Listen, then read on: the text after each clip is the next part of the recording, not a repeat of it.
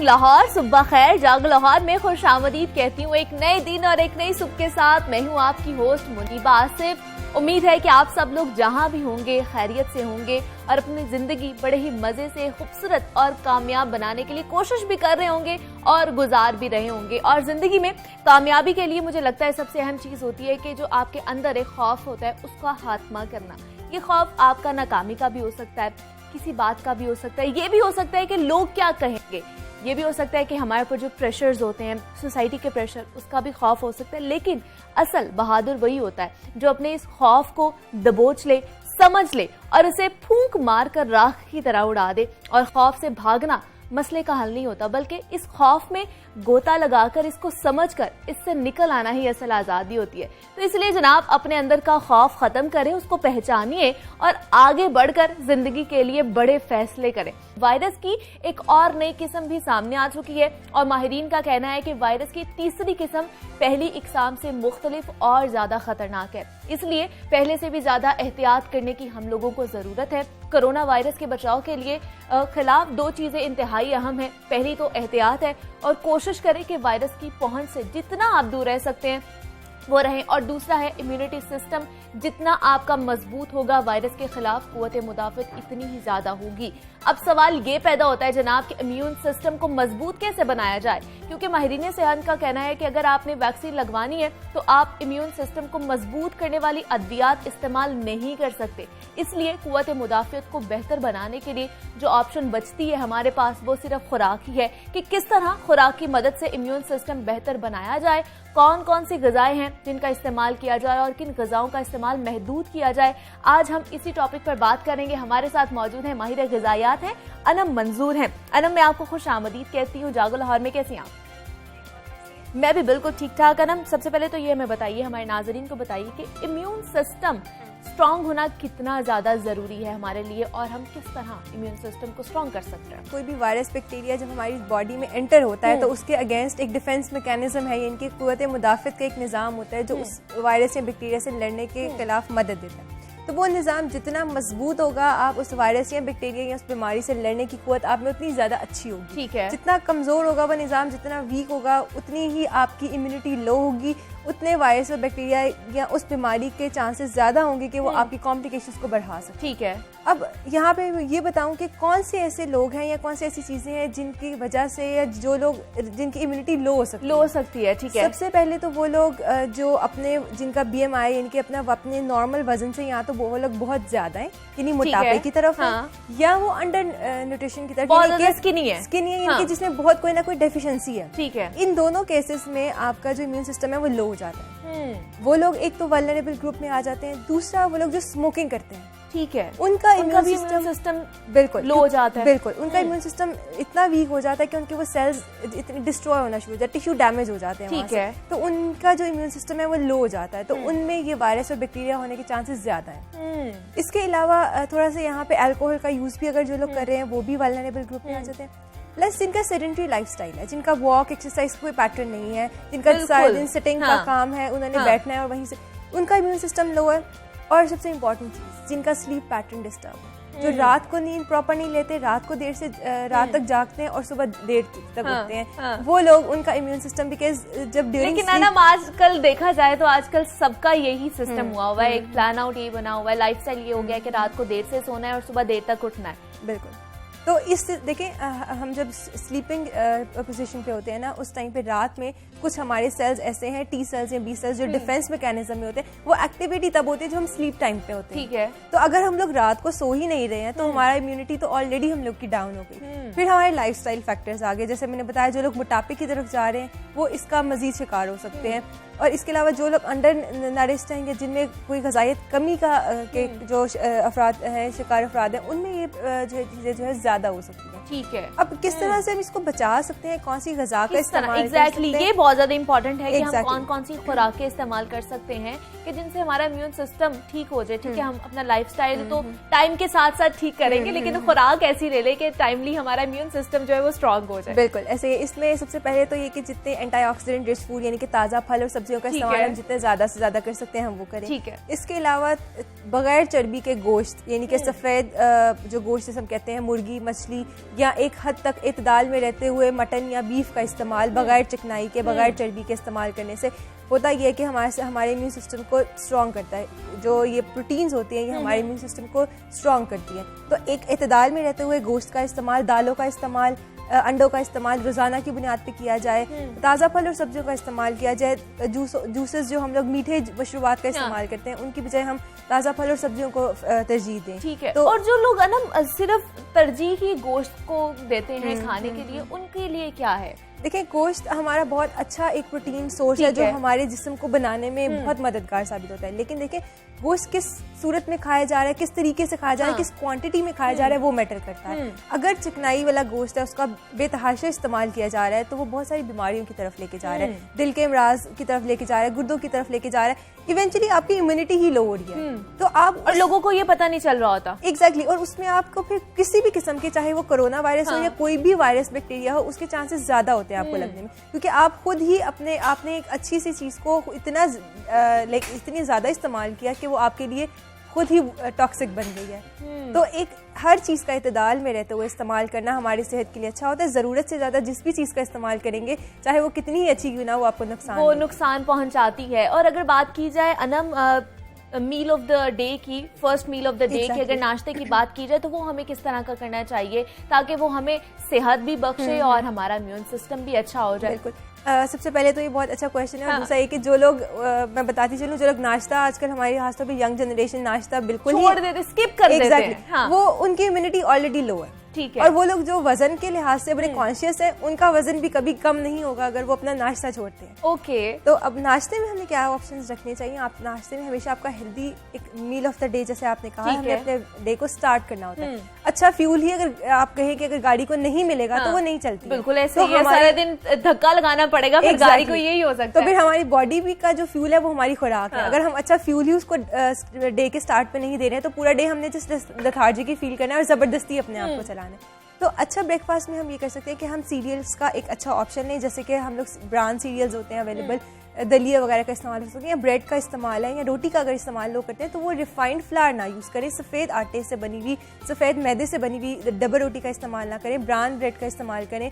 उसके साथ आप किसी भी फॉर्म में एग ले सकते हैं, नट्स का इस्तेमाल कर सकते हैं, दूध का इस्तेमाल किसी भी फॉर्म में हो सकता है। अगर चाय लोग इसके साथ नाश्ते के साथ बहुत ज़्यादा लेते हैं बिल्कुल, तो उसमें मैं घी कहूँगी कम से कम चीनी का इस्तेमाल करें। ठीक है। और जो लोग पराठे वगैरह का इस्तेमाल करते हैं तो वो ऑयल की मिकदार जो है उसमें एक हद तक रखें। वो तो वही आपके हंसने से मुझे पता चल गया है कि आप क्या कहना चाह रही है, कि लाहौरियों की बात करना चाह रही है। आपको पता है लाहौरी खाबों के शौकीन होते हैं, सुबह सुबह उठ के उन्होंने नानचनी भी खा रहे होते हैं, वो हलवा पूरी का भी नाश्ता कर रहे होते हैं, पराठे भी खा रहे होते हैं। तो फिर वो कितना आपके इम्यून सिस्टम को डिस्टर्ब करता है, ये हमें बताइए। उसमें एक तो आपका जितने भी हम रिफाइंड जितनी भी चीजों की तरफ जाएंगे वो हमारे इम्यून सिस्टम को लो करेगा। ठीक है। तो जितने भी पूरी हलवे या नान चने जितनी सब चीजें, इसमें सब में रिफाइंड चीजें यूज हो रही हैं, प्लस इसमें ऑयल की क्वांटिटी कितनी इस्तेमाल हो रही है ये हमें नहीं पता था। हाँ। एग्जैक्टली। अगर आप एक पूरी हलवे को बनते हुए कभी देखें तो जिसमें वो ऑयल में बन रहा है उसकी क्वांटिटी कितनी जा रही है, काउंटलेस है, हमें नहीं पता। तो ये सब चीजें एक इतदाल में रहते हुए महीने में एक दफा आप इस्तेमाल कर सकते हैं, या 20-25 दिन में एक या 2 दफा इस्तेमाल कर सकते हैं। इससे ज्यादा इनका इस्तेमाल करना सेहत के लिए नुकसानदेह। और ये बताइए मुझे कि सुबह उठने के कितनी देर बाद आप लोगों को नाश्ता कर लेना चाहिए? देखिए, जो आइडियल टाइम है विदिन 30 to 45 मिनट्स नाश्ता कर लेना चाहिए, बिकॉज हमारा उस टाइम पे जो मेटाबॉलिज्म है वो बहुत फास्ट होता है। रेस्टिंग मेटाबॉलिक रेट एक चीज होती है, वो बहुत फास्ट होता है।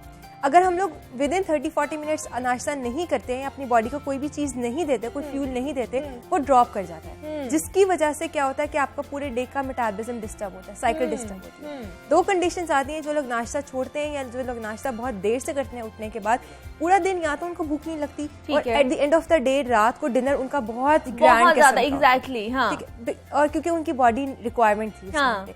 और अगर नहीं तो ये होता है कि हम सारा दिन मंच करते हैं, कुछ ना कुछ खा लिया रैंडम, कभी कुछ खा लिया, कभी कोई स्नैकिंग कर ली, तो एक पैटर्न नहीं बनता। तो ये नाश्ता जो है वो बहुत इंपॉर्टेंट है, हमारे डे का इंपॉर्टेंट मील इसलिए है क्योंकि हमारे पूरे डे का मेटाबॉलिज्म को बूस्ट करने के लिए बहुत इंपॉर्टेंट है। और अगर खाने की बात की जाए, दोपहर के खाने की बात की जाए, तो नाश्ते के कितनी देर बाद उसको कर लेना चाहिए और उसमें हमें क्या क्या लेना चाहिए? सब्जियां, दालें, चिकन, किसका इस्तेमाल ज्यादा करना चाहिए? अच्छा, एक पैटर्न ये होता है कि देखें, आप स्मॉल फ्रीक्वेंट मील्स पे जाएं। ठीक है। हर 2 से 3 घंटे के बाद कोई चीज खा लें, लेकिन क्वांटिटी पोर्शन साइज कंट्रोल करते हुए। ठीक है। अगर आपने नाश्ता सुबह अर्ली कर लिया है, वैसे जो आइडियल टाइम होता है वो 8 to 9, मैक्सिमम 9 o'clock, उससे पहले तक आपको ब्रेकफास्ट कर लेना चाहिए। ठीक है। आपने 9 o'clock अगर ब्रेकफास्ट किया तो उसमें हमारे पास एक 11 या 12 बजे टाइम आता है जिसमें हम कहते हैं स्नैक्स का। स्नैक्स ऑप्शन में आप फ्रूट्स ले सकते हैं, कोई एक फ्रूट ले सकते हैं, उस टाइम पे नट्स का इस्तेमाल कर सकते हैं या कोई ग्रीन टी का इस्तेमाल कर सकते हैं। ग्रीन टी भी हमारी इम्यूनिटी बूस्ट करने के लिए बहुत अच्छी है, लेकिन एक हद में रहते हुए। अगर ग्रीन टी का इस्तेमाल ज्यादा करेंगे तो वो कॉन्स्टिपेशन की तरफ जाएगी, ड्राइनेस की तरफ लेके जाएगी, डिहाइड्रेशन की तरफ लेके जाती है। 11 या 12 बजे आपने स्नैक्स लिए अपने, मतलब अगर आप ग्रीन टी का ज्यादा इस्तेमाल भी करें तो साथ अगर आपकी वाटर इनटेक ज्यादा है तो वो बैलेंस हो जाएगा। बैलेंस हो सकती है, लेकिन ये कि समहाउ कॉन्स्टिपेशन की तरफ वो चला जाता है, तो वो पेशेंट के लिए कंप्लायंस देखना जरूरी होती है। इसलिए 1 to 2 cups a day recommended है। इससे ज्यादा जो लोग हर मील के बाद दिन में 5 से 6 कप 7 कप ग्रीन टी लेते हैं वो रिकमेंडेड तो अगर जिन्होंने पीनी ही है ग्रीन टी तो क्या वो इलायची या दालचीनी इस तरह की चीजें ऐड ऑन कर ले? बिल्कुल ले सकते हैं। सिनेमन टी भी हो सकती है, कार्डेमम टी भी होती है, वो उसका कहवा बना के भी ले सकते हैं। ये सारी की सारी न्यूट्रास्यूटिकल्स है, जितने भी हमारे स्पाइसेस हैं, सिनेमन है, कार्डेमम है, दालचीनी, सब्ज इलायची, ये सब जितने भी जीरा, सौंफ, ये सारे न्यूट्रास्यूटिकल्स हैं। ये हेल्थ प्रमोटिंग प्रॉपर्टीज इसमें होती हैं, ये एंटीऑक्सीडेंट के तौर पे काम करते हैं। जितने अनवांटेड वेस्ट पार्टिकल्स होते हैं हमारी बॉडी में, ये सब उनको रिमूव करते हैं। तो इनका अगर कहवा इस्तेमाल किया जाए, अगर जैसे दालचीनी की आपने बात की, तो जो शुगर के मरीज हैं, अगर वो दालचीनी का कहवा खाने के 20 से 25 मिनट बाद, अक्सर जो शुगर पेशेंट है उनकी शुगर इंक्रीज हो जाती है। अगर वो 20 से 25 मिनट के बाद दालचीनी का कहवा बना के पीते हैं तो उनकी शुगर इंक्रीज नहीं होती, जो खाने के फौरन बाद इंक्रीज हो जाती है, तो वो मेंटेन रहेगी। बिल्कुल, वो एकदम से शूट अप हो जाती है, तो वो नहीं होगी। सिनेमन जो है वो आपकी शुगर लेवल को, इंसुलिन रेजिस्टेंस को खत्म करता है। जो खाना हमने खाया उसमें कार्ब्स थे उनको डाइजेस्ट कर लेता है, तो शुगर पेशेंट के लिए ये बहुत अच्छा है, वो इसका इस्तेमाल कर सकते हैं। और आजकल हमने देखा है ना, ब्लड प्रेशर के भी बहुत ज्यादा लोग हैं, उनके लिए किस तरह का होना चाहिए? उनके लिए भी हम ये इस तरह के कहवे इस्तेमाल कर सकते हैं, लेकिन उसमें क्वांटिटी बहुत मैटर करती है। ठीक है। इस तरह के जितने भी न्यूट्रास्यूटिकल्स हैं, इसको या तो हम पिंच में यूज करते हैं या 1/4 टीस्पून यूज करते हैं, इससे ज्यादा इस्तेमाल नहीं करते। अगर आप एक पूरी चम्मच भर के डालेंगे, 2-2 चम्मच डालेंगे, तो वो नुकसान देगा आपको। वो फिर ब्लड प्रेशर भी इंक्रीज कर सकता है। अगर देखें ब्लड प्रेशर के साथ यहाँ पेशेंट्स को बहुत सारी डिजीजेस हैं, डायबिटीज भी है, ब्लड प्रेशर, काफी सारी चीजें मिक्स करके अगर आ रही हैं, तो उसमें अगर आप क्वांटिटी अगर अच्छी नहीं रख रहे हैं, बहुत ज्यादा आपकी क्वांटिटी जा रही है, तो वो नुकसान देगी। और दूसरा हमने देखा है कि अनम वक्त गुजरने के साथ साथ हम लोग जो है ना दूध से बहुत ज्यादा दूर होते जा रहे हैं। बच्चे भी दूध नहीं पीते, और अगर बड़ों की भी बात की जाए तो वो भी दूध नहीं पीते। तो ये हमारे जिस्म के लिए अगर दूध की बात की जाए तो ये कितना जरूरी है, और क्या इसका मुतबादिल है जिसको हम यूज कर सकते हैं? देखिए, दूध हमारी जो, अगर हम कहते हैं कैल्शियम विटामिन डी का बेस्ट सोर्स है। आपको पता है कि कैल्शियम और विटामिन डी की कितनी डेफिशिएंसी होती जा रही है पाकिस्तान में यहाँ पे, तो दूध हमारा कैल्शियम का बेस्ट सोर्स है। बच्चों में बढ़ते जिनकी ग्रोइंग एज होती है उनको दूध की बहुत ज़्यादा ज़रूरत होती है। इसी तरह से बड़ों में, बूढ़ों में, जिनका एज के साथ साथ जॉइंट्स का इशू आना शुरू हो जाता है, दूध कैल्शियम का बेहतरीन सोर्स है। उसका इस्तेमाल लाजमी करना चाहिए, 1 से 2 कप डेली। अब उसमें वेरिएशन हम कर सकते हैं। अगर बच्चे दूध नहीं पसंद करते, उनको फ्लेवर नहीं पसंद, उनको टेस्ट नहीं पसंद है, तो उसमें हम कोई फ्रूट ऐड करके स्मूदी बना सकते हैं, नट्स ऐड कर सकते हैं उसमें। अगर हम सिर्फ बच्चों को वाइट शुगर की बजाय, देखिए मदर्स, मैंने अक्सर देखा है कि जो फीडर भी बच्चों को देती हैं, या अगर कप में दूध भी देती हैं, उसमें भी चीनी डालते हैं, 1-2 चम्मच चीनी के डालती हैं, विच इज हार्मफुल, जो उस दूध की कैल्शियम को भी वेस्ट करें। तो आप क्या कर सकते हैं, उस स्वीटनेस के एलिमेंट को आप नेचुरल चीज से रिप्लेस कर लें। आप उसमें खजूर डाल के बच्चों को शेक बना दें, फ्रूट ऐड करके कोई शेक बना दें, चीनी ना डालें, फ्रूट थोड़ा क्वांटिटी ज्यादा कर लें। इसका सब्स्टिट्यूट अगर मैं बात करूं तो योगर्ट जो है वो उसका बहुत अच्छा सब्स्टिट्यूट है। और योगर्ट में भी आप इस तरह से, जिन लोगों को इंडाइजेशन का इशू रहता है, जिनका कोई ना कोई स्टमक इश्यूज रहते हैं, उनके लिए योगर्ट बहुत अच्छी है। प्रोबायोटिक्स, यानी कि उसमें गुड बैक्टीरियाज होते हैं, वो उनकी गट हेल्थ के लिए बहुत अच्छे हैं। तो दूध अगर नहीं बच्चे पीते तो उनको किसी न किसी फॉर्म में दही का इस्तेमाल लाजमी करवाना चाहिए। और अभी आपने जैसे अनम बात की है शेक्स के हवाले से कि आजकल बहुत ज्यादा बच्चे पी भी रहे हैं, और बड़ों की बात की जाए वो भी पी रहे हैं, तो क्या शेक्स पीने चाहिए हमें, या हमें वैसे ही फलों का ज्यादा इस्तेमाल करना चाहिए? बेहतरीन तो ये चीज है कि आप फलों का इस्तेमाल ज्यादा करें, ठीक है। लेकिन शेक अगर हम पीते हैं तो थोड़ा सा, अगर उसमें देखें दूध भी है और फ्रूट भी, अगर हम उसमें, मसला ये होता है कि हम उसमें एक्स्ट्रा से क्रीम वगैरह भी ऐड कर लेते हैं, उसमें मीठा ऐड कर लेते हैं, तो वो फिर वजन बढ़ाने की तरफ ले जाता है। तो हम न्यूट्रिएंट डेंस चीज को कैलोरी डेंस कर रहे होते हैं। तो अगर आपने शेक पीना है तो सिर्फ दूध और फ्रूट को डाल के आप उसको जस्ट ब्लेंड करके आप वो ले सकते हैं, या फ्रूट स्मूदी ले सकते हैं। लेकिन उसमें जरूरत से ज्यादा कोई चीज डालेंगे तो फिर वो हमारे लिए नुकसान हार्मफुल हो जाएगा, क्योंकि एतदाल में रहकर ही आप करेंगे तो आपकी सेहत के लिए भी अच्छा है और वो तवाना बख्श भी आपके लिए होगा। तो मुझे बताइए, जैसे आजकल हम देख रहे हैं अनम महंगाई बहुत ज्यादा हो गई है और अद्वियात, जो शुगर के अद्वियात हैं या बाकी बीमारियों के अद्वियात हैं, वो बहुत ज्यादा महंगी हैं। तो जो लोग हैं ये जो अद्वियात खा रहे हैं, जो नहीं अफोर्ड कर सकते, उनको किस तरह की अपनी डाइट रखनी चाहिए जो उसके मुतबादिल हो जाए, अद्वियात के मुतबादिल? देखिए, कोई भी ऐसी डाइट नहीं है जो किसी एक पर्टिकुलर डिजीज को खत्म कर सके। हम उस डिजीज को डाइट और उस मेडिसिन के साथ मेंटेन कर सकते हैं। अगर वो अच्छी डाइट ले रहा है अपनी डिजीज के मुताबिक, जो जो चीज़ें उसको मना की गई हैं, फॉर एग्जांपल अगर कोई शुगर का पेशेंट है, अगर उसको जो जिन जिन चीज़ों से परहेज का कहा गया है, अगर वो उसको प्रॉपर तरीके से फॉलो कर रहा है और अपनी मेडिसिन टाइम पे ले रहा है, तो उसके कॉम्प्लिकेशंस होने के चांसेस बहुत कम हैं। तो ये एक्चुअली यहाँ पे प्रॉब्लम सिर्फ ये है कि थोड़ा सा लोग समझते हैं या पेशेंट समझते हैं कि हमने दवाई खा ली, हमें परहेज की जरूरत अब परहेज की जरूरत नहीं, हम कुछ भी खा सकते हैं। एग्जैक्टली। तो परहेज हम कहते हैं इलाज से बेहतर है। बिल्कुल। जितना आप परहेज करेंगे, जितना आप इतदाल में रह के चीज़ों को इस्तेमाल करेंगे, अपना एक खुराक का पैटर्न सेट करेंगे, पोर्शन साइज को कंट्रोल करके खाएंगे और वक्त पे खाएंगे प्रॉपर, तो आप बीमारियों से बच सकते हैं। ठीक है। और अब जाते जाते मुझे ये बताइए, सिर्फ एक टिप्स दे दिए, हल्का छोटा सा हमें चार्ट बता दीजिएगा कि कोरोना आपको पता है कि सर पर है और शुगर के भी बहुत ज़्यादा लोग हैं, बीपी के भी बहुत ज़्यादा लोग हैं, तो क्या हमें लाइफस्टाइल अपना लेना चाहिए अपना कि हम इन सारी बीमारियों से थोड़ा सा बच सकें? इसमें इसमें हम ये कर सकते हैं कि देखें, अपना एक तो सुबह नाश्ते से शुरू करें। ठीक है। नाश्ते से पहले एक चीज़ आती है प्री ब्रेकफास्ट। प्री ब्रेकफास्ट में अपना एक गिलास गर्म पानी के साथ उसमें थोड़ा सा लेमन और हनी डाल के 1 ग्लास ल्यूकवार्म वाटर आप पी सकते हैं। नाश्ते की अगर हम बात करते हैं, नाश्ते में या तो ब्राउन ब्रेड के साथ ऑमलेट, वेजिटेबल ऑमलेट बना के और उसके साथ 1 कप टी और मिल्क ले सकते हैं विदाउट शुगर, या फिर आप ओटमील यानी कि जौ का दलिया, बारले का दलिया, उसके साथ नट्स एंड सीड्स डाल के, फ्रूट डाल के आप वो ले सकते हैं। 1 बॉइल्ड एग के साथ आप उसको ले सकते हैं। बिल्कुल अनम, ऐसा ही है कि अपनी डाइट आपकी अच्छी होगी ना तो आप सारी बीमारियों से बच सकते हैं। अनम मंजूर हमारे साथ मौजूद है। अनम, बहुत शुक्रिया आपका कि आपने हमें वक्त दिया और आप यहाँ पर आई हैं। जनाब, मेरे ख्याल से आपको बड़ी अच्छी अच्छी टिप्स पता चल गई होंगी कि आपने किस तरह अपनी सेहत का ख्याल रखना है और अपनी खास तौर पर अपनी डाइट का किस तरह ख्याल रखना है। तो और भी बातें करनी है हमने, आपने कहीं नहीं जाना, हमारे साथ ही रहने। मिलते एक छोटी सी ब्रेक के बाद।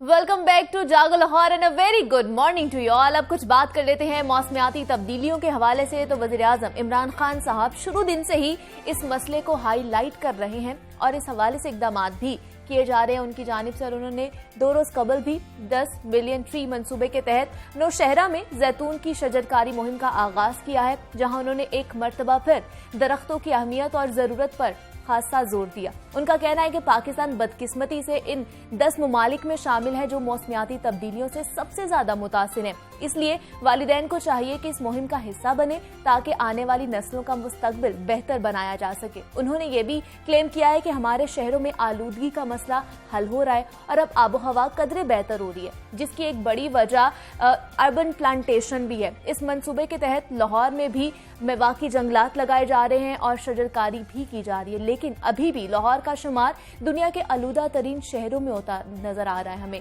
और लाहौर की आबो हवा पर कितना फर्क पड़ेगा, आने वाले दौर में इसके क्या असरात मुरतब होंगे, इस पर बात करेंगे। हमारे साथ मौजूद है नुमाइंदा लाहौर न्यूज़ ज़ैनुल आबदीन है और उनके साथ तशरीफ रखती हैं, मतलब हमारे साथ स्काइप पर होंगी माहिर माहौलियात महक मसूद। सबसे पहले जैन मैं आपसे आगाज करूंगी और आपको खुश आमदीद कहूँगी जागो लाहौर में। कैसे हैं आप? अच्छा हूँ मैं, आप बताएं। मैं भी अच्छी हूँ। जैन, सबसे पहले तो मुझे बताइए, लाहौर को भी बिलियन ट्री मंसूबे का हिस्सा बना दिया गया है, लेकिन रिपोर्ट्स के मुताबिक जो बताया जा रहा है कि पार्क्स एंड हॉर्टिकल्चर 81 अहदाफ जो है वो मुकम्मल नहीं कर पाई, ऐसा क्यों है? शुक्रिया मुनीबा आसिफ, ये अभी जो आप प्राइम मिनिस्टर साहब की तमाम स्टेटमेंट बता रही थी, ये बिल्कुल अच्छी स्टेटमेंट हैं और माहौल को ठीक करना है तो इसके ऊपर अमल दरामद भी होना चाहिए।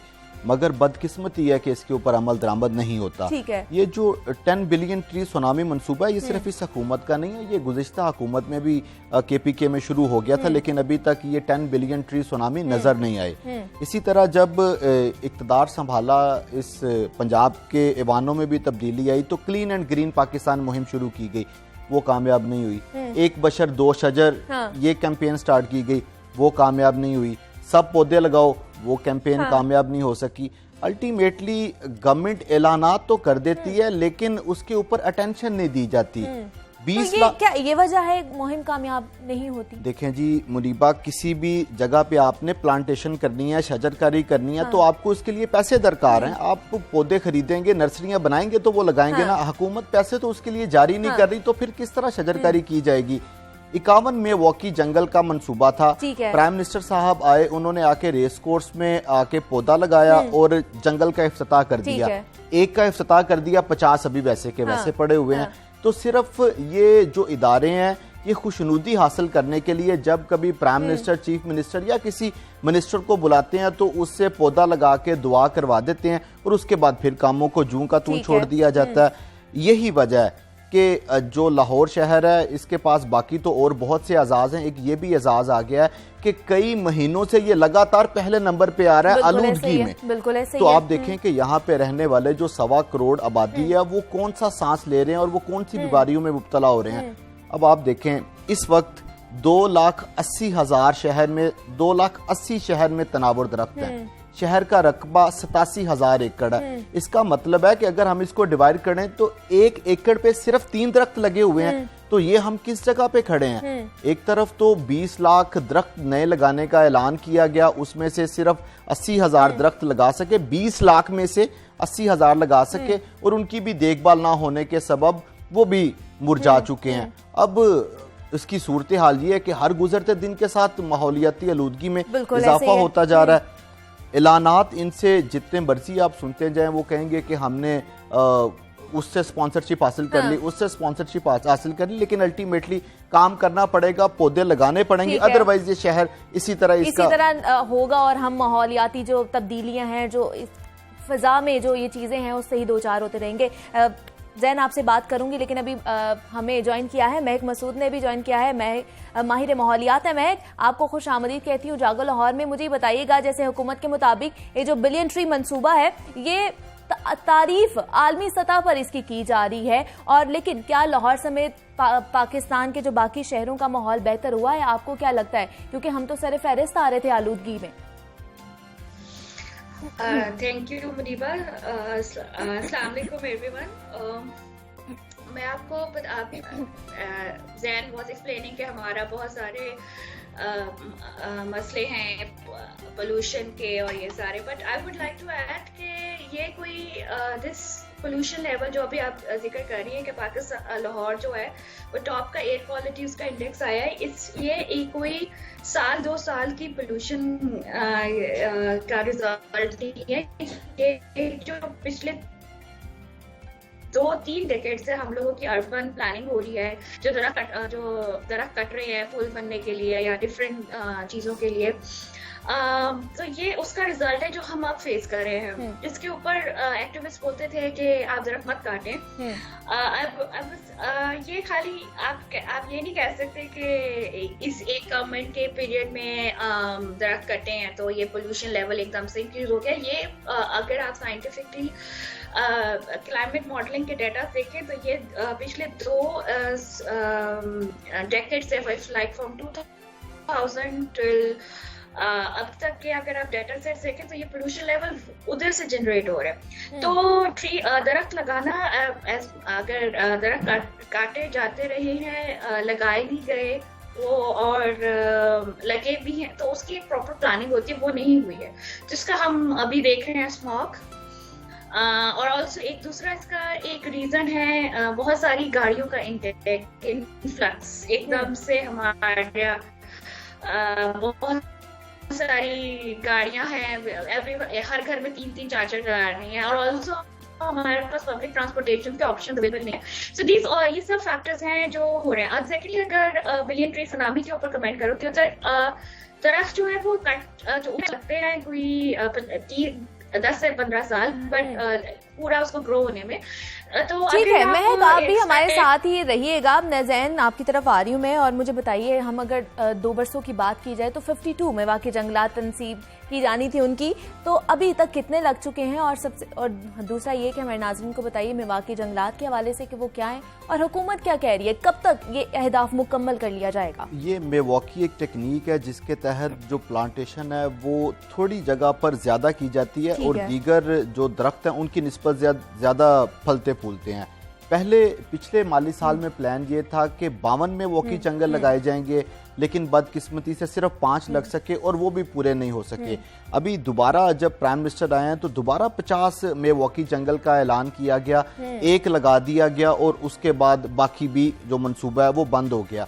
असल में मुनीबा, ये जो मेवाकी जंगल है या प्लांटेशन है, इसमें इदारों का किरदार बहुत अहम होता है। जब प्राइम मिनिस्टर ने क्लीन एंड ग्रीन पाकिस्तान मुहिम का ऐलान किया तो LDA, वासा और PHA मैदान में आए शहर लाहौर में प्लांटेशन करने के लिए।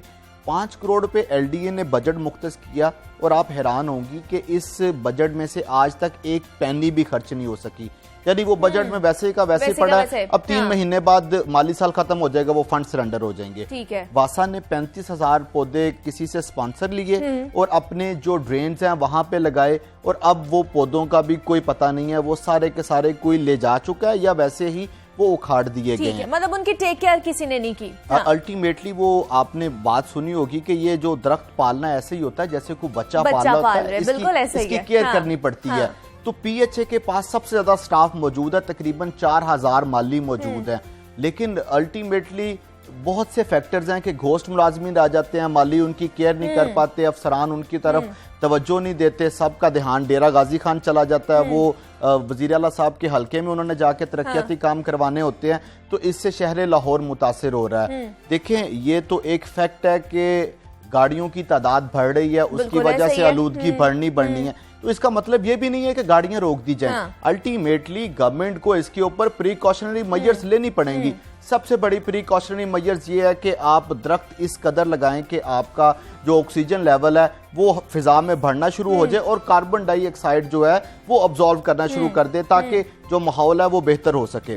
लेकिन अल्टीमेटली हमने क्या किया, हमने देख नहीं रहे कुछ भी इस तरह का होता हुआ। हम लोग देखा है कि जो जिगजैग टेक्नोलॉजी आनी थी भट्टों की, वो भी नहीं आई गई और वो भी वैसे ही चल रहे हैं और इकदामात तो नजर नहीं आ रहे। जैन, यही कह सकते हैं। मैं आपसे पूछना चाहूंगी, जिस तरह आप देख रही हैं कि लाहौर में आलूदगी फैलती जा रही है और मसला एक बहुत ही संगीन होता जा रहा है और दमे की बीमारियां भी बढ़ रही हैं, फेफड़ों की बीमारियां भी बढ़ रही हैं इसकी वजह से, तो आपको नहीं लगता कि जब इसी तरह का माहौल रहा तो हमें माहौलियाती इमरजेंसी नाफिज कर देनी चाहिए? फिर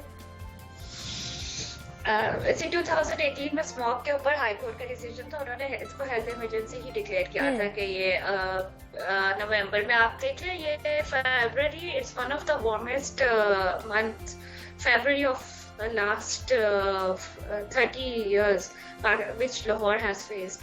So urban sprawl और ये plantation is very much, as Mr. Zain explained, कि हमें जरूरत है कि हम पौधे लगाएं। I think इसमें गवर्नमेंट के साथ साथ शहरियों को भी सपोर्ट करना चाहिए। हमें खुद भी इस मुहिम में या इस कार्यक्रम में करना चाहिए। अगर गवर्नमेंट नहीं करी तो हमें खुद अपनी मदद भी करनी चाहिए। तो एज अ इंडिविजुअल शहरी अगर बात की जाए महक, तो फिर हमें क्या करने चाहिए, क्या क्या इकदाम उठाने चाहिए कि हमारा जो माहौल है हम उसको अच्छा बना सके?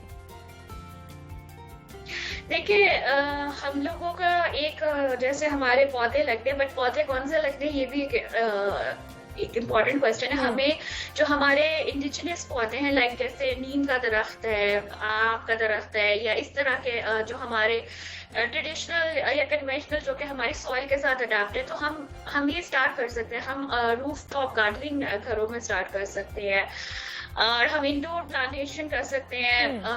बहुत सारी जगहों इससे कवर तो कंप्लीट कवर नहीं होगा जो ग्रीन कवर है, बट अब देखिए जैसे ये एक्सप्लेन कर रहे हैं कि माली नहीं है, और आई थिंक हमारी गवर्नमेंट को भी सपोर्ट करना चाहिए। जैसे जो ग्रीन इंडेक्स प्रोग्राम था वॉलंटियर बेस्ड था कि लोग they come out and they support government की ये प्लांटेशन है तो हम इसकी टेक केयर करेंगे। तो इस किस्म की कम्युनिटी वर्क्स होने चाहिए। पार्क्स हमारे खत्म हो रहे हैं, उसमें उनको रिस्टोर करना चाहिए। एंड ऑल्सो अगर कुछ इस तरह की एक्टिविटीज हैं तो हम लोगों को क्वेश्चन करना चाहिए। बिल्कुल ऐसे ही हमारे जो ग्रीन एरियाज हैं वो कम होते जा रहे हैं, हमारे पार्क्स कम होते जा रहे हैं। जैन मुझे बताइए कि जो तरक्याती कामों के लिए दरख्त जब काटे जाते हैं तो इनका कोई मुतबादिल भी होता है, लगाए जाते हैं कि नहीं लगाए जाते वापस? मुनीबा, ये मेरे जहन में बात आ रही थी, हाँ। जो आपने सवाल कर लिया। ये जो तरक्याती काम है, ये कंस्ट्रक्शन वर्क है, इसके दो कानून मौजूद हैं। एक सबसे पहला कानून है कि अभी एलडीए बिल्डिंग रेगुलेशन में अमेंडमेंट करके उन्होंने कहा कि 10 मरले पे जिस बंदे ने नया घर बनाना है वो उस अपने घर में 2 दरख्त लगाएगा। मुझे नजर नहीं आए, शायद पता नहीं आपने देखे हो या नहीं देखे हो, नए घरों में बिल्कुल ऐसे ही है। अब जो ये डेवलपमेंट प्रोजेक्ट्स होते हैं जिनको मेगा प्रोजेक्ट्स बोला जाता है, इसका कानून ये है, महकमा माहौलिया तब एनओसी देता है कि जब कोई भी डेवलपमेंट अथॉरिटी ये शर्त दे दे कि हम एक दरख्त के इवज 10 दरख्त लगाएंगे। ठीक है। दरख्त काट दिए जाते हैं और फिर उसके बाद वो दरख्त नए लगाए नहीं जाते। खास तौर पे ये माजरत के साथ जब हमारे शहर का बेड़ा गर्क किया गया, वो कैनाल रोड तो सी मंसूबा था। इसमें एलडीए ने वादा किया कि हम एक दरख्त के इवज 100 दरख्त लगाएंगे। उस वक्त ये कैनाल रोड तो सी मंसूबा में पुराने 1500 दरख्त काटे गए, तो हमने लगाने थे फिर 1.5 लाख दरख्त। तो उसके पैसे आज तक पीएचए को मिल ही नहीं सके और वो नहीं लग सके। हमने 1500 नायाब दरख्त भी काट दिए और नए भी दरख्त नहीं लगाए, जिसकी वजह से जो कैनाल रोड जहां पे ये एयर क्वालिटी इंडेक्स सबसे बेहतर होना चाहिए, क्योंकि यहाँ पे और कैंट के एरिया में सबसे ज्यादा दरख्त मौजूद है और यहाँ पर ही एयर क्वालिटी इंडेक्स 275 280 से गिरता नहीं। इसका मतलब है कि आपने ये यहाँ पर मुतबादल दरख्त लगाए नहीं है। कानून ये कहता है कि कोई भी मेगा प्रोजेक्ट है, अगर वो 1 अरब रुपए का प्रोजेक्ट है तो उसका 1% यानी 1 करोड़ रुपया आपने हॉर्टिकल्चर के लिए मुख्तस करना है। बिल्कुल। ना शहबाज दौरे हुकूमत में ऐसा हो सका, ना ही बुज़दार सरकार में ऐसा हो सका। सिर्फ हमारे ऐलानात हैं कि हम कहते हैं लेकिन करते नहीं हैं। वो कुरान मजीद की एक आयत है कि ऐ ईमान वालो तुम वो क्यों करते हो जो कहते नहीं हो। तो हमें कुरान मजीद की उस आयत पर भी अमल करना चाहिए। अगर पोडियम पे खड़े हो गए प्राइम मिनिस्टर साहब या चीफ मिनिस्टर साहब इतने बड़े ऐलानात करते हैं तो फिर उसको फॉलो भी करें। ये जो जैतून वाली बात अभी आपने बताई है कि उन्होंने कहा जैतून की शजरकारी मुहिम का आगाज किया जाए, ये यहाँ पर लाहौर में भी प्राइम मिनिस्टर साहब 2 अपनी तकारीब में कर चुके हैं। एक मिल्वॉकी जंगल की और एक ये सेंट्रल बिजनेस डिस्ट्रिक्ट अथॉरिटी का थी इनॉग्रेशन, वहां पे भी कर चुके हैं। जैतून उसके बाद लाहौर में किसी जगह पे नहीं लगा। लेकिन मुझे बताइए जैन, जब क्या जो एलडीए जब किसी नई सोसाइटी को एनओसी देता है तो क्या उसमें एक ये शराइत होती है कि आपने इतना ग्रीन एरिया छोड़ना है या इतने पौधे आपने लगाने हैं, इस चीज के पाबंद होंगे आप? बिल्कुल बिल्कुल होती हैं। आपके ये क्लीन एंड ग्रीन के हवाले से और दीगर जो जिंदगी के मामलात हैं, रेगुलेशंस और रूल्स मुकम्मल तौर पे मौजूद है। सिर्फ मुनीबा इशू ये है कि इम्प्लीमेंटेशन नहीं होती।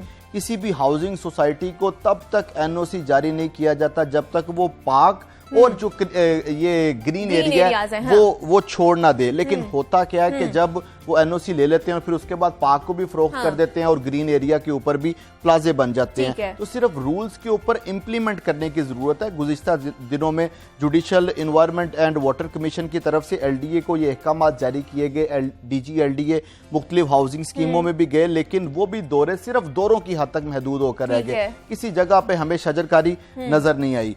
एलडीए एवेन्यू 1 एलडीए की सबसे बड़ी स्कीम, वो देखें ये ना ट्रिकल डाउन एक्टिविटीज होती हैं मुनीबा। अगर मैं करूंगा तो मेरे बच्चे देख के भी मुझे करेंगे। एलडीए की अपनी स्कीमों में ऐसा नहीं हो रहा। तकरीबन 1.5 साल पहले की बात है, एलडीए एवेन्यू 1 स्कीम रायवन रोड पे ये शजरकारी मुहिम हुई।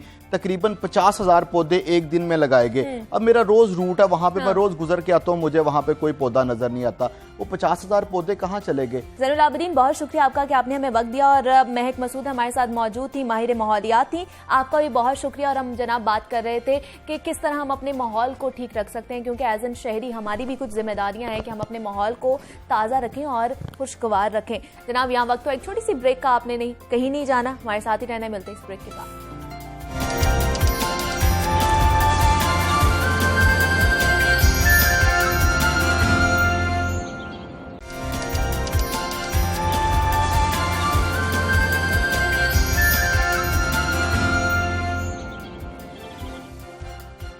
Welcome back to Jaago Lahore and a very good morning to you all. नाजरीन, ख्वाजा मीर दर्द ने एक मर्तबा कहा था कि दर्द दिल के वास्ते पैदा किया इंसान को, वरना तात के लिए कुछ कम ना थे करोबाया। और ये हकीकत भी है कि इंसान की पैदाइश का असल मकसद ही खिदमत इंसानियत होता है, लेकिन खिदमत इंसानियत इतना आसान काम नहीं है। इसके लिए कुर्बानियां हमें देनी पड़ती हैं, बहुत से कॉम्प्रोमाइजेस करने पड़ते हैं, सब्र और हिम्मत के साथ सालों इंतजार करना पड़ता है। आज हम भी आपकी मुलाकात एक ऐसे ही मेहमान से करवाने जा रहे हैं जिन्होंने अपनी जिंदगी उन बच्चों की दुनिया का कीमती जेवर देने के लिए वक्फ की जो तालीम जैसा जेवर हासिल करने की पोजीशन में नहीं थे। एक दरख्त की छांव में शुरू होने वाला ये स्कूल आज एक तनावर दरख्त बन चुका है, जिससे सैकड़ों नहीं हजारों तलबा फैजियाब हो रहे हैं। हमारे साथ मौजूद हैं फरादीबा अकरम है जो आलिम बीबी फाउंडेशन की रूह रवा हैं। उन्हीं की ज़बानी जान लेते हैं कि ये सब कैसे मुमकिन किया उन्होंने। फरा, मैं आपको वेलकम कहती हूँ जागो लाहौर में। कैसी हैं आप? बिल्कुल खैरियत से, आप ठीक हैं? मैं भी बिल्कुल ठीक ठाक। फरा, आप आला तालीम याफ्ता भी हैं और कहीं भी आप पढ़ा सकती थी, तो आपने यही क्यों काम चुना कि आप गरीब बच्चों को पढ़ाएंगी, और कैसे मुमकिन हुआ, और ये इसके पीछे सोच क्या आती, हम ये जानना चाह रहे हैं। एक तो ये है कि इंसान खुद से नहीं चुनता कि उसने क्या करना है, हाँ। ये अल्लाह का मंसूबा होता है और हम लोग तो सिर्फ उसको फॉलो करते हैं। बिल्कुल। और मैं समझती हूँ कि वो लोग खुश नसीब होते हैं कि जिनको अल्लाह अपने बंदे की खदमत, चाहे वो तालीम देना हो या कोई और चीज़ हो, उसके लिए चुन ले। तो ये हमारी खुश नसीबी है कि वो हमें चुनता है। और इसके पीछे इंस्पिरेशन मैं ये समझती हूँ कि वो भी अल्लाह ताला ने ही एक मौका बनाया कि इसको शुरू किया जा सके। तो मैंने जब 2005 में अपनी ग्रेजुएशन के इम्तिहान के बाद मुख्तलिफ पोश इलाकों के साथ छोटी आबादियों में जाके बच्चों से मिलना, उनसे बातें करने का सिलसिला शुरू किया, तो जब मैं कोट लखपत के इलाके में एक दरख्त के नीचे बच्चों से बातें कर रही थी, तो एक बच्चा जो था उसका सवाल मेरी इंस्पिरेशन है। उससे पहले मैं नहीं जानती थी कि मेरी जिंदगी में अल्लाह ने ये काम लिखा है और मुझे ये करना है। मैं ये करने जाऊंगी बिल्कुल। आगे। हाँ। तो मैं बच्चों से बातें करते हुए उनकी कहानियां लिख रही थी। उस बच्चे ने मेरे बैग को देखा और मैंने ये समझा, जो कि हमारे ज़हनों में होता है कि अगर एक बच्चा जो इतने कम वसाइल वाली जगह से है, जिसके पास पजामा भी नहीं है, वो ये कैंडीज और बिस्किट्स चाहता है, तो मैंने कहा ये आपके ही हैं, लेकिन ये मैं जब जाने लगूंगी फिर दूंगी। इसलिए कि हमारे ज़हन में होता है कि अगर दे देंगे तो बच्चे भाग जाएंगे। लेकिन उसका जवाब बहुत ही मेरे लिए जिंदगी में एक टर्निंग मोमेंट था। वो ये था कि मुझे ये पेपर और पेंसिल दे, मैंने लिखना है। अच्छा। तो वो जो उसकी एक ये बर्निंग डिजायर थी कि उसको कैंडीज और बिस्किट्स नहीं चाहिए, उससे पेपर पेंसिल चाहिए, तो उस मोमेंट में अल्लाह ताला ने ये फैसला करवाया कि इनको पढ़ाना चाहिए। तो अगले दिन जाके 60 बच्चों को इकट्ठा करके उसी दरख्त के नीचे पढ़ाना शुरू कर दिया। और फिर अल्लाह ने हिम्मत और एक तसलसल दिया, जिसकी वजह से आज 2021 में हमारे पास लाहौर में और मुरीद के में 2 कैंपस हैं, जिसमें 1000 से ज़ायद बच्चे फ्री ऑफ कॉस्ट पढ़ रहे हैं। और हमारा जो मकसद है वो ये है कि हम उनको बामकसद तालीम दें, जो ना सिर्फ उनको एक अच्छा रोजगार फराहम करे, बल्कि उन्हें एक माशरे का अच्छा मुस्बत शहरी भी बनाए। और इसके साथ हमारे माशरे के अंदर बहुत ज़्यादा इस चीज़ के ऊपर कम जोर दिया जाता है कि जो स्किल है, जो फनी तालीम है, वो भी बहुत कीमती है और वो लोग भी बहुत अच्छी जिंदगी बहुत बाइज्जत तरीके से गुजार सकते हैं। बिल्कुल, अगर उनको आ जाए, उनका भी हक है। ऐसे ही है फरा। तो मुझे ये बताइए कि जब आपने अपना मिशन ये स्टार्ट किया 2005 में, तो क्या क्या मुश्किलात आपको सहनी पड़ी या उनका सामना करना पड़ा? मुश्किलात तो खैर के हर काम में होती हैं, लेकिन उसका ये है कि जब आप किसी के भले के लिए मुश्किल बर्दाश्त करते हैं तो वो मुश्किल आपको आसानी लगती है, वो आपको ताकत और खुशी देती है। और ख़ासकर जब आप अल्लाह के बंदे की खिदमत के रास्ते पे होते हैं तो उसमें जो मुश्किलात होती हैं वो आपको बहुत ज़्यादा आगे की तरफ लेके जाती हैं। मसलन जैसे बच्चों के पेरेंट्स बिल्कुल नहीं चाहते थे कि उनको पढ़ाया जाए, क्योंकि उनके वसाइल इतने नहीं थे कि वो पढ़ाई की तरफ तवज्जो दें, बल्कि उनको ये था कि ये बच्चे हमारे साथ मिलके हमारी रोटी के लिए कुछ बेहतर बंदोबस्त कर सकें, कमाई कर सकें। और ये उनकी बिल्कुल ठीक बात है कि जब आपके पास खाने का मसला है तो आप सबसे पहले उसी की तरफ जाएंगे, उसके बाद कोई दूसरी चीज आप सोचेंगे। तो वालिदैन को कन्विंस करना बहुत मुश्किल काम था। बच्चे तो पढ़ना चाहते थे, लेकिन उनको हम लेकर आते थे 2 दिन बाद 4 दिन बाद, फिर वालिदैन उठा के ले जाते थे कि हमने नहीं पढ़ाना। ठीक है। फिर उनको ये भी कंसर्न था कि आपका स्कूल अगर 8-10 जमातें पढ़ा देगा तो हमारे बच्चे ने फिर भी काम ही सीखना है, तो ये 8-10 साल हमने क्यों जाया करना है। लेकिन बुनियादी बात ये थी कि हमारा जो एक मुख्तलिफ चीज़ है वो ये है कि हम ये जो बच्चे आज अपने पास एनरोल कर रहे हैं, ठीक है, आज के चैरिटी रिसीवर हैं, लेकिन हम इन्हें कल के चैरिटी गिवर बनाना चाहते हैं। बस हम इन्हें जब एनरोल करते हैं तो ये मैट्रिक तक हमारे पास पढ़ते हैं, उसके बाद जो बच्चे पढ़ने में बहुत अच्छे हैं उनको हम कॉलेजेस में भेज रहे हैं अपनी सपोर्ट पे, जो पढ़ने में इतनी दिलचस्पी नहीं रखती उन्हें हम टेक्निकल कॉलेज में भेजते हैं ताकि जो टैलेंट है वो उसी को परसू करें। ठीक है। तो हम इन बच्चों को जब लेते हैं तो हमारा ये इनके साथ कमिटमेंट है, इंटरेस्ट के हिसाब से आप आगे उनको लेके जाते हैं। और कमिटमेंट ये है हैं कि हम जब तक वो इंडिपेंडेंटली अपने और अपने खानदान के लिए अर्न करने के काबिल नहीं हो जाते, आलम बीबी उन्हें फाइनेंशियली और करियर प्लानिंग में सपोर्ट करेगा। और मैं ये भी जानना चाहूंगी, जैसे अभी आपने बताया भी कि आलम बीबी ट्रस्ट आपके इस फाउंडेशन का नाम है, तो हम ये जानना चाहेंगे ये जो आलम बीबी है